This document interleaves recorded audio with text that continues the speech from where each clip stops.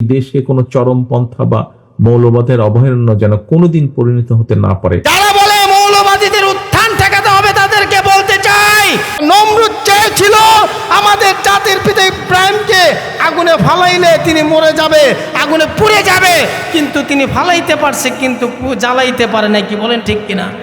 যারা আমাদের শায়েখদেরকে দমাইতে চায়, মারার হুমকি দেয়, তাদেরকে বলতে চাই সাবধান হয়ে যাও, বেয়াদবি করবে আল্লাহ ছাড় দেন কিন্তু ছেড়ে দেন না। কি বলেন ঠিক কিনা? এই বাংলাদেশ শাহজালালের দেশ, শাহপরানের দেশ। কি বলেন ঠিক না বেঠিক? এই দেশ মুসলমানের দেশ। কথা বলেন ঠিক না বেঠিক? এই দেশ সৈয়দ ফজলুল করিমের দেশ। কথা বলেন ঠিক না বেঠিক? এই দেশে মুসলমান ছিল, মুসলমান আছে, মুসলমান থাকবে। কথা বলেন ঠিক না বেঠিক? কেউ যদি বলে এই দেশে মুসলমান থাকবে না, মৌলবাদী থাকবে না, বুঝতে হবে তার কপালটা পুড়ে গেছে। কি বলেন ঠিক?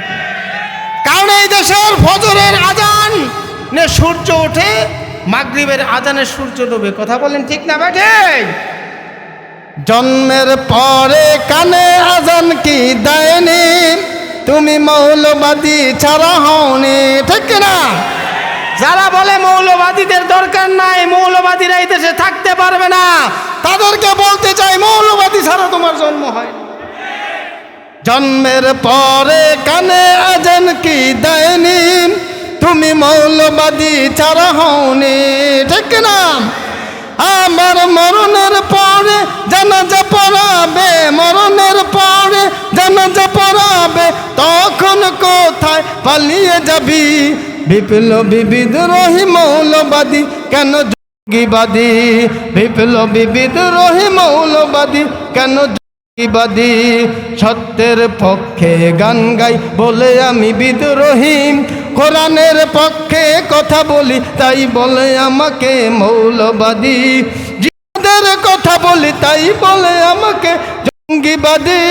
বিপ্লবী বিদ্রোহী মৌলবাদী কেন জঙ্গিবাদী? ঠিক না? কি ভেবেছে ওই হনুমান, দাড়ি টুপি দেখলেই তার আছে না নাই? কি ভেবেছে ওই হনুমান, দাড়ি টুপি দেখলেই তার? আবার বাঘের চেয়েও বেশি ভয় করে, সিংহের চেয়েও বেশি ভয় করে, মাথায় পাগড়ি দেখে যদি। বিপ্লবী বিদ্রোহী মৌলবাদী কেন জঙ্গিবাদী? বিপ্লবী বিদ্রোহী মৌলবাদী কেন জঙ্গিবাদী? সত্যের পক্ষে গান গাই বলে আমি বিদ্রোহী, কোরআনের পক্ষে কথা বলি তাই বলে আমাকে মৌলবাদী, জিহাদের কথা বলি তাই বলে আমাকে জঙ্গিবাদী। বিপ্লবী বিদ্রোহী মৌলবাদী কেন জঙ্গিবাদী? বিপ্লবী বিদ্রোহী মৌলবাদী কেন জঙ্গিবাদী? ঠিক না? আমার ভাইরা, আজকের যিনি প্রধান অতিথি আপনারা জানেন, তিনি ইসলামের দাওয়াত নিয়ে যখন মাঠে নেমেছে, কিছু কুলাঙ্গার, কিছু বেঈমান, কিছু বেয়াদব শায়েখের চরমনের শরীর থেকে রক্ত ঝরাইছে। কি বলেন ঠিক কিনা? কিন্তু তারা রক্ত ঝরাইয়া এই দেশে থাকতে পারে নাই, আল্লাহ তাদেরকে দেশ ছাড়া করতে বাধ্য করেছে। কথা বলেন ঠিক কিনা? যারা বলে মৌলবাদীদের উত্থান ঠেকাতে হবে তাদেরকে বলতে চাই, আমাদের জাতির পিতা হযরত ইব্রাহিম আলাইহিস সালামকে নমরুদ দুনিয়াতে আসতে বাধা দেওয়ার জন্য চেষ্টা করেছিল, কিন্তু থামাইতে পারে নাই। ইসলামের দাওয়াত দেওয়ার চেষ্টা করেছিল, থামাইতে পারে নাই।